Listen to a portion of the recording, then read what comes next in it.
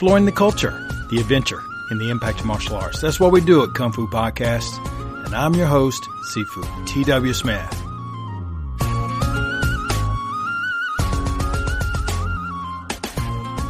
Thank you so much for joining me today. And we're around episode number 121. And pretty much it's going to be the fourth and probably last insertion of the book review for the novel titled Tai Chi Chuan and the Search for the Little Old Chinese Man. If this is your first time to Kung Fu Podcast, welcome. We cover all kinds of material in different arts and different systems across time through research, and I even throw in my little personal 2 cents every now and then. But I can tell you one thing with absolute certainty, that you're in the audience of some of the finest and sharpest martial artists in the world. The folks of this program practice their craft with meaning, purpose, and encouragement to others who might be practicing their craft, even if their style or system is different than theirs. I know that to be true, very much so, because I'm part of the World Combat Association, and Peter Constantine and Ian Abernathy. This is the sort of things that they promote on a regular basis, and not just through lip service, but through the ways that they act. And one other organization that I had a privilege to get to meet some of the fine folks there, we're at the Shurite Bujitsukai seminar this past weekend just outside of Charlotte. There is no way that I could go through the list of people there who really made a difference for me as far as my experience there, but I do want to name a couple. First is the man who heads it up, Mr. Troy Price, and then the man who hosted it and his family, Alex Armaza, at Armaza Karate there in Dallas, North Carolina.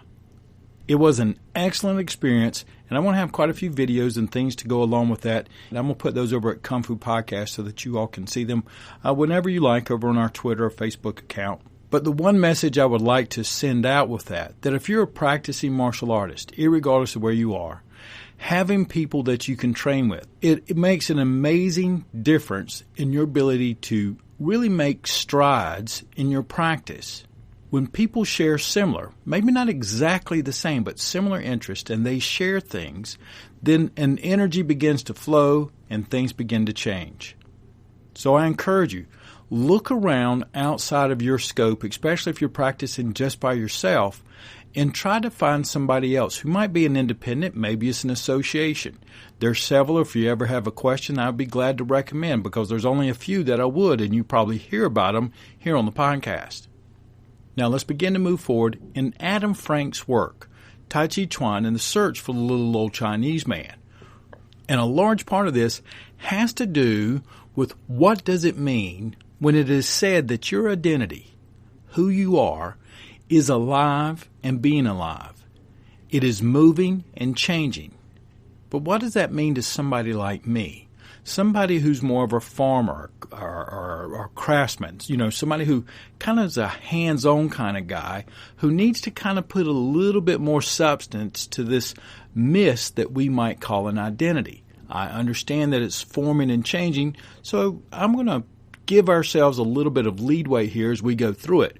But at first thought, I visioned my identity through these researchers as something that was on this cobblestone path, and it was searching for something like the meaning of self, or who am I? And it was doing it while it was on this moving journey through life. And come to find out, it's not quite that way, but it's not far from that way. In some of the previous podcasts associated with this book review, and particularly the last one, we talked about how Tai Chi was related to the places and the spaces, and how it was also somewhat related to the philosophy of the Taoist teaching. Now, in this particular podcast, we're going to be looking at some of the effects of words that I sometimes have to go look up so I can wrap my head around it, but the effects of globalization and modernization on a city that works pretty diligently to keep its old identity. There are many important pieces to this particular novel of work by Adam Frank. So much so that I found out that I just can't include it all. I might be able to come back later. But there's one in particular that I've already set aside that I can do a full workup on it. And it's a field trip that he takes, and he goes out and he looks at the Qin village and the home of the Shaolin Temple. How do they end up being so different? They're both iconic Chinese martial arts places, but yet when you see them, as Adam Frank saw them on his trip, you're perplexed on how did they become so different over the past 100 to 125 years. Most of this podcast is based on the book review by Dr. Ben Junkins over at Kung Fu Tea. He's been a long-time, first-day supporter of Kung Fu Podcast, and if you ever want to find his work, go on over there, give him some support, and tell him you heard about him from Kung Fu Podcast. You can do that by going to kungfupodcast.com/Ben, or if you go to the website, just look under Agents of Action. He's one of them, along with several other very important folks in the world of martial arts. Remember that in the end of the last episode, we had talked about Tai Chi Chuan there in some parks near Shanghai, and as well how the Falun Gong had been removed by the government out of the parks, and what was happening after that. So we're going to pick up right there where Ben writes, given that Tai Chi Chuan is so closely associated with Taoist mysticism in the modern imagination, and it actually teaches Qi cultivation, what exactly makes this Tai Chi community safe in the government's eyes? It is clear that the local Chinese government is not interested in working with the folk styles when it comes to promoting and regulating official wushu. Chapter 3 of Adam Frank's book answered some interesting questions about the use of public space in modern China, and it posed many more. By the end of the discussion, there is a good general overview of the culture of Shanghai public parks and the place of the Wu clan in it. In his dissertation, Frank writes, quote, there is still much government interference in the social environment, which inevitably brings some negative effects that are especially damaging to the enthusiasm of residents, groups, and other community organizations. In regards to this observation that the government saw Falun Gong as something that needed to be stopped and Tai Chi as acceptable, Frank's dissertation says, witnesses to the Falun Gong crackdown in 1999 claimed that the Shanghai government literally bussed in Tai Chi Chuan practitioners to fill up park space that had been previously occupied by Falun Gong practitioners. Mulan Chuan people added to these numbers, leaving little room at certain times of day for any other large group activities. At the same time, the Shanghai government organized a massive Tai Chi Chuan Day and invited, and some even say compelled, the members of every registered Tai Chi Chuan association in the city to perform. And the 2001 event drew several thousand practitioners to Shanghai Sports Stadium. For Shanghai people, the message was clear. Falun Gong is bad, Tai Chi Chuan is good. Tai Chi Chuan is thus encouraged at the city level to displace the unacceptable, the dirty, and the messy. There is a symbiosis between Tai Chi Chuan practitioners and city planners. A more explicit example of how Tai Chi Chuan inscribes urban space is the larger-than-life bronze statue of an old man in the Yang-style Tai Chi posture, white crane spreads its wings, that stands at the entrance of Old People's Park in Hangzhou, the ancient capital of China that lies a short train ride from Shanghai. On a personal note, it is apparent that the health-style versions of Tai Chi, such as the Yang Pt4, which were organized by the Chinese Sports Committee in 1956 and then given the stamp of government approval during a time where martial arts was not allowed, gives Tai Chi an inside track of being on the acceptable side of Qi cultivation and being intermixed with the Taoist philosophy.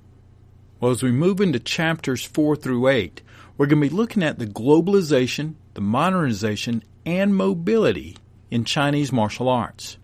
So what does it mean exactly that the identity moves, especially when you're examining something as seemingly anchored and timeless as the Chinese martial arts? How are these fighting styles carried on currents of an increasingly globalized imagination, but not just in the West, but even in China itself.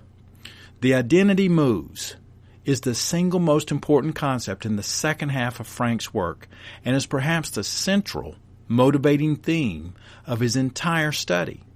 Does today's traditions of Qigong, Tai Chi Chuan, or Shaolin really remind individuals about their cultural roots?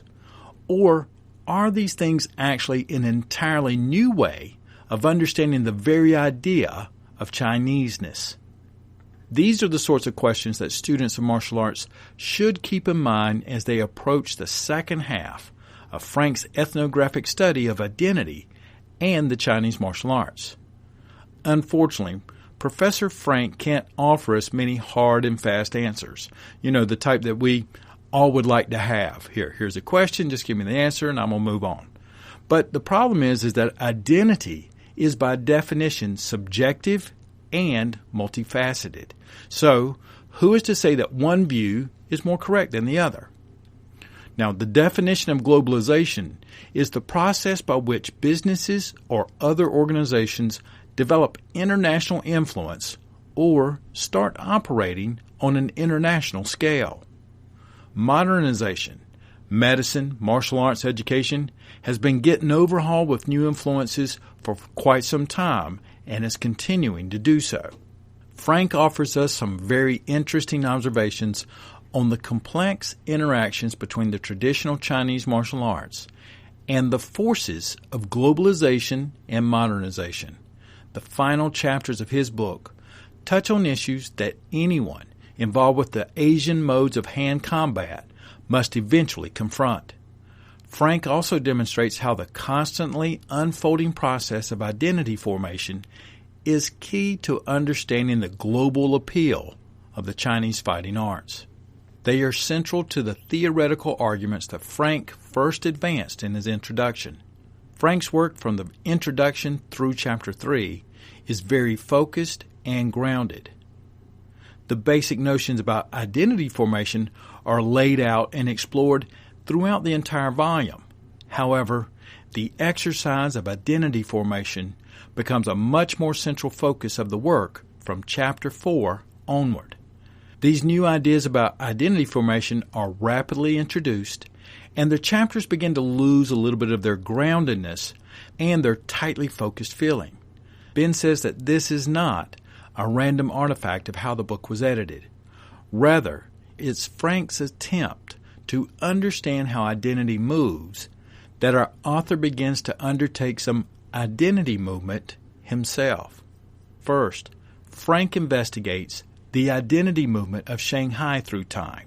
So we're going to take a look at the identity of a place throughout the course of time, and Shanghai is very different today than it was in the 1920s. However, it retains a strong sense of place. And Ben states that this is not something that he noticed in Hong Kong, for instance. This definition of place is not just geographic. Rather, Shanghai, the city, seems to be conscious of its own history, and it attempts to reproduce images of itself through time. Shanghai tries to maintain a sense of its identity.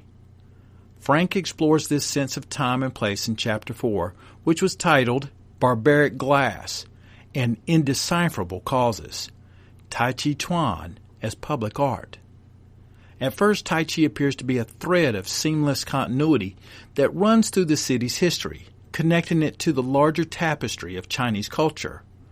But what at first appears to be an ancient practice, if one investigates a little further, often turns out to be a more recent and consciously crafted, invented tradition. Tai Chi is no exception. As mentioned earlier in the review, urban planning and the use of public space was actually one of the major issues that Frank set out to explore when designing his research project. What he found in the case of Shanghai was quite interesting. City planners and other officials, eager to cultivate and accentuate a certain, highly selective vision of the city's past and unique cultural history, had consciously put in place policies that would encourage the public practice of Tai Chi. This went well beyond the more general, nationally promoted movements to replace mass Qigong with Tai Chi, or to use the art as a low-impact exercise for the elderly in an attempt to keep medical costs down. Instead, the interests of officials in Shanghai were aesthetic, almost architectural in comparison. They sought to use the public performance of Tai Chi in a way that was similar to how we might think of performance art or grand sculptures in other cities. Tai Chi was something from the past that gave definition to the landscape and its public spaces. To facilitate this, city planners and architects actually designed green spaces with their Tai Chi performance in mind.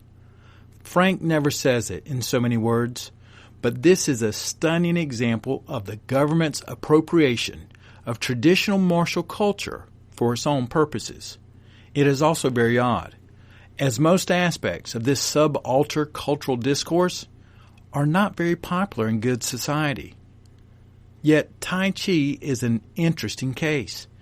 It seems to combine a faith in the idea of self-cultivation, which is always popular in China, with just enough of the city's dangerous and glamorous past, but not too much, to be a very effective tool for visualizing a version of a city that never really existed, yet remains somehow critical to the future. If there is such a thing as cultural architecture, this chapter demonstrates how Tai Chi has become central to Shanghai's public imagination and its landscape. At this point in the review is where Frank takes off to go to the Chen village and ethnographic research. But it is so big I had to take it out, and I'm going to use that just as part of an extra program all onto its own. Which now leads us to this next place, which we will all be able to identify with, but in our own way. It's that feeling where you have, well, yeah, it's supposed to be that way, or that ain't the way it's supposed to be. Your identity has a feeling that it's supposed to be this way, or it's not. Let me try to give a couple of examples of, hey, that's not the way it's supposed to be. A sense of nationalism, as it is supposed to be this way, is seen in many areas, where an identity of a national group of people gets projected into other areas. I'm going to use the athletic fields as my example. The first one is, we know, in air quotes, we know the U.S. is supposed to win the basketball championships. The U.S. was very bothered because basketball came from the U.S., and we're not winning the Olympic gold, and that other countries were competing at this higher level and challenging us in our sport. So in the world of basketball, things got moved around, and the 1992 U.S. Men's Olympic Dream Team was put together. Jordan, Bird, Magic, the Mailman, and many others were put together to bring the gold home. The U.S. identity was extended out to the basketball court, and it was bothered when it was not coming home with what they believed was ours. That also happens very quickly whenever any other country's team beat the Canadian teams in hockey. You can hear the rumble even here in the States, and I'm not a big hockey fan, but even I hear it. It seems that the Stanley Cup and the Olympic gold only has one home, and that belongs in Canada. Now, these are athletic examples of where an identity has been extended, even though everybody's been included and everybody has an equal opportunity to play basketball or to play hockey. But there's this exclusivity built in that says, no, you can't be the winner of the Olympic gold or the holder of the Stanley Cup because you're not Canadian. That identity has been extended out to a corporeal physical activity, and these sporting examples kind of give you some idea what might be happening in the martial arts, but also what happens to an individual and to a group of individuals when they begin to embrace and embody a singular identity. Well, when it comes to martial arts, Ben writes, All of this is easy for Western students to dismiss, especially if they have a strongly bounded view of what the Chinese martial arts are supposed to be. We all know that they are about pure self-defense, or that they are really just about health. But for individuals in modern China, these symbols are also about patriotism, community, and national identity. The fireworks are, in fact, every bit as central to this as they are to a 4th of July celebration in any small town in America. How this identity will manifest itself in any given space is more of an open question. Professor Frank's discussion of the following martial arts tournament was instructive and probably mirrors what many students of the increasingly globalized martial arts have already experienced. On the one hand, the Koreans take pride that in fact Westerners enjoy Taekwondo, just as the Japanese are proud of the spread of Judo and Jiu-Jitsu. These things are publicly acknowledged as being global movements and open to all. On the other hand, you can never quite escape that sense of original ownership. Korean fighters at the Olympics know that they are competing in a Korean sport, and they feel immense pressure to win. Local fans are also quite vocal in this regard. The Chinese relationship with Wushu is no different. If anything, all of the stories of fending off foreign pirates and Western challenge fighters, while they were armed with nothing but their bare hands and pure determination, seems to have exacerbated this tendency. So in my notes, I wrote it down like this. These are the two sides of the same magnet. On one, martial arts are universally available, and they're almost designed so that anyone can excel and keep moving forward. All of us can meet the promise of being the best martial artist we can be. Yet on the other side, there's this is ours, and you're not supposed to be as good at it as we are. Ben continues by saying that what we are seeing here is a fundamental tension in the modern Asian martial arts. Internally, these fighting styles claim to be, and in fact are, a pedagogical method. All they really promise is incremental improvement to anyone who follows their time-honored methods. The lesson that actual practitioners of the arts often learn is that humans, despite their nation of origin, are all basically the same, in the sense the majority of us have 2 hands and 2 feet. Victory almost inevitably goes to the one who trains harder. In that sense, there is a universalizing impulse behind many of the most popular styles, which makes them particularly well suited for success in the global marketplace. Yet, on the other hand, there is no doubt that these arts are also national arts. Very often they are viewed as reflecting some core characteristic of the society that generated them. Right or wrong, this view is often perpetuated by movies and TV shows that portray the martial arts as a means of a national liberation or salvation. In fact, taken to its logical extreme, it's possible to see the performance of the martial arts as an expression of nationalism. It is hard to get much more exclusive or essentialist in one's reading of identity than this.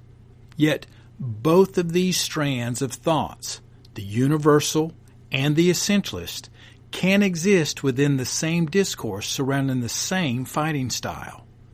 We may tend to think that actual practitioners favor the universal, where the one who works the hardest in their system will usually come out victorious, whereas those who only know the fighting arts through the entertainment industry find much more value in the essentialist approach. So for an example, Frank takes us to a Wushu event where you're going to get to listen to both the universal and essentialist viewpoints play out. Ben writes, these two poles become evident in the behavior of the crowd that is assembled to watch the Wushu tournament. Most of the contestants are local, and presumably a product of professional martial arts school, though a number of individuals, almost of all of whom are amateurs, have traveled from around the world to participate in the festival. Frank demonstrates how it is never quite clear what will happen when a foreign fighter or performer takes the floor. At times the crowd is implacably hostile, seeing a Western fighter as modern incarnation of a turn-of-the-century wrestler come to challenge the sick man of Asia. At other times, the crowd is willing to magnanimously acknowledge a Western performer's best effort. In both cases, the individuals in the stands appear to be living out their own kung fu dreams, just as much as the performers on the floor who have trained or saved for years to be there. The tournament itself is a vast ritual revolving around shifting and sometimes conflicting views of identity. The few foreigners who are present are co-opted into the exercise. But how could it be anything else? For a handful of individuals, such an event may be purely a technical exercise. But for most of the performers, and certainly most members of the audience, it is a powerful display of master symbols that organize key aspects of their identity. They have literally come to see their myths enacted. Still, which myths they will perceive in the events on the floor, and which theory of identity they will ultimately accept, the universal, that we all are born with joints that move the same way and everybody has a chance to become a master, or the viewpoint of the essential, where in order to be a master of this and be one of the top performers, you've got to come from this bloodline. Well, the one that the audience is going to accept is not determined simply by the technical exercise of the event. That appears to be the realm in which there is a substantial room for argument and for choice. And it is that point there. It is the indeterminate nature of this discourse that motivates Frank's entire study. When talking with his teachers, he is encouraged to study Tai Chi and dig deep into all of its secrets. Yet, he is also informed that as a foreigner, he will never really master the art. By the end of this chapter, it is clear that these two approaches to identity remain in fundamental tension, even if on an unconscious level, among most of Professor Frank's informants. So, as a result, identity is never experienced in simple terms, but rather as a moving point on an arc of potential stretch between two poles. Perfect universalism, where everybody is accepted and everybody can move forward and have an opportunity to master something, and perfect exclusion, where you are only going to go so far because you're not from this nationality or this bloodline, or you don't have this sort of necessary ingredients. We can suspect that this fundamental, unresolved tension provides the martial arts with much more of their psychological power in both the East and the West. In the final two chapters of his study, Professor Frank turns his attention to the ways in which Tai Chi Chuan, and even some aspects of Chinese identity, are moving beyond traditional state borders and entering a truly global environment. Once again, we are greeted by a new cast of characters. The first is a kung fu bum from Europe, or perhaps we should see him as a martial pilgrim who has dedicated his life to the pursuit of the traditional arts. Likewise, we will meet individuals who have journeyed in the opposite direction. Frank introduces us to a number of Tai Chi instructors from China who have been active in the Bay Area. They discuss their frustrations at attempting to meet the expectations of their American students who seek not only martial arts instruction, but also a fountain of, air quote, Oriental wisdom. It turns out that David Carradine cast a long shadow. Even worse, his instructors at the fictional Shaolin Temple at which his character was educated have set a standard for mystical philosophy that no mere mortal could ever hope to match. It's a lot to live up to. Translation is not simply a matter of linguistics. It is also a matter of culture. Interestingly, many Western students of Tai Chi are just as interested in translating the cultural base of the art as they are its physical movements. Some of this knowledge may even be necessary to correctly feel and understand the movements. And this has led to a number of problems. How does one translate the concept of Qi? Or from a historical and theoretical perspective, should one even be discussing it at all? Is this really a central part of the historical Tai Chi system? Or are modern discussions of moving your Qi really just a post-1950s phenomenon? These are, of course, contentious questions, even within China itself. On one hand, you will find instructors in America who seek to limit or exclude any discussion of Qi.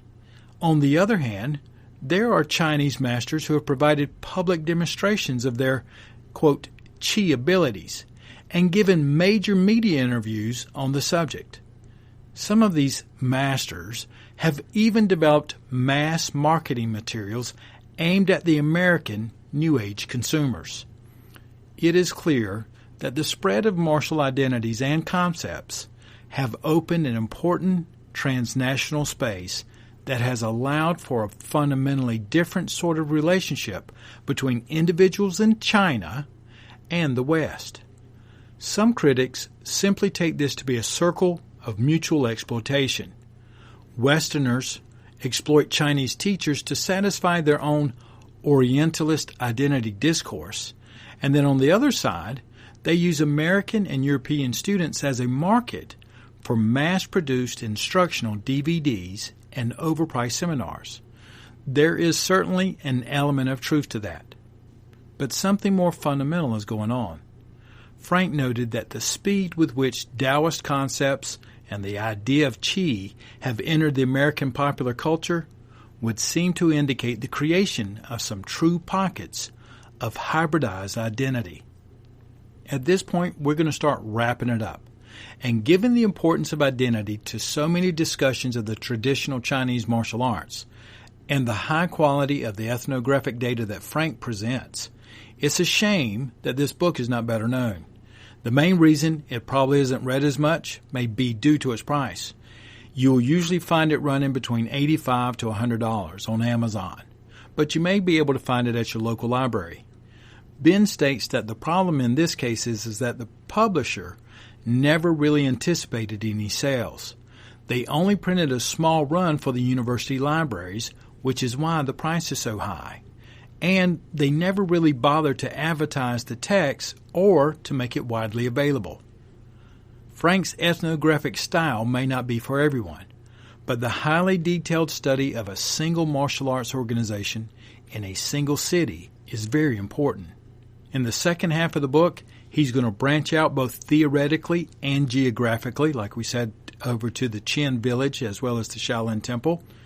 And this helps to situate and provide some of the much-needed context for Frank's main discussion. Ben states that over the years, he has come to believe that detailed regional or local studies, which follow a few institutions longitudinally over time, are likely to provide us with the most insight about how martial institutions actually function and how their interaction with the broader community has evolved over time. Ethnographic analysis lends itself to these sorts of studies. Frank's sensitivity to the unique social history of lineage structures and the importance of geographic space strengthens this approach. By the time you finish the book, you're going to have a better understanding of how current trends and globalization were affecting identity and the actual functioning of the traditional martial arts in China. Ben states that Adam Frank has done a great service to the field with his research and study. Frank presented not only that the identity can move, but that it is really only alive and functioning when it does move. Your identity is not a static thing composed of completely resolved concepts and facts. Rather, it's an engine for moving the individual through a rapidly changing world, allowing them to reconfigure their understanding of who they are and what their place in the social system really is. In that sense, the strangely malleable yet ever-eternal world of the martial arts is a great laboratory to examine and study these questions. And perhaps just as important, Professor Frank also demonstrated that there is much more to martial arts studies than just history. While establishing a less distorted vision of the historical record is important, coming to terms with the actual lived experience of martial artists is critical to the overall project. Frank demonstrates how a well-constructed study can touch on questions in many disciplines. The Tai Chi Chuan and the Search for the Little Old Chinese Man is perhaps the best work on Chinese martial arts studies that most individuals have never read.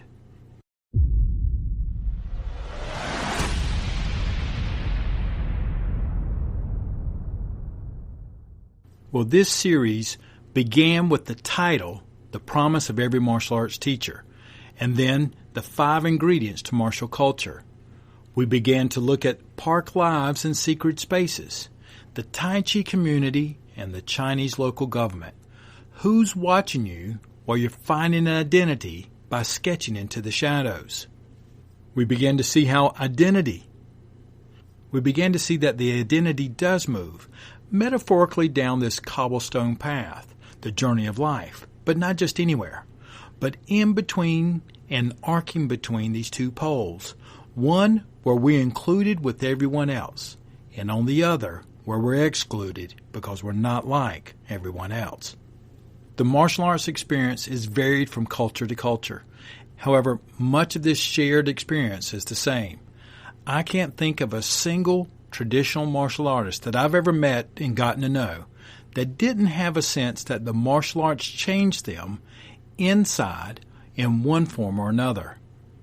I can tell you that there is much more in Adam Frank's novel and his dissertation, but I couldn't do them all here on the podcast. I will be working on them, and they will be available later over at the Kung Fu Podcast Library.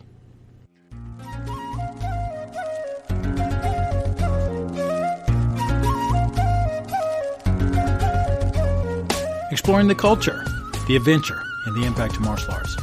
Thank you so much for joining me over this series where we're looking at Tai Chi Chuan and the search for the little old Chinese man, where we're following an identity, how we form ourselves through the course of time.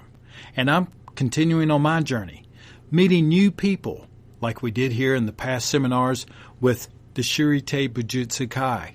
We've shared our understandings, experiences, and observations along the way. And isn't that really how a martial arts family should be? Moving forward, over these next few episodes, we're going to have emails and questions from listeners, and then we're also going to have, and I'm working on the research, of how the Okinawan martial arts are being used to rejuvenate and preserve the identities of Okinawan children and young people. It's some amazing research, and the stories are worth listening to. Take care, have a fantastic practice, and I'll be talking with you soon.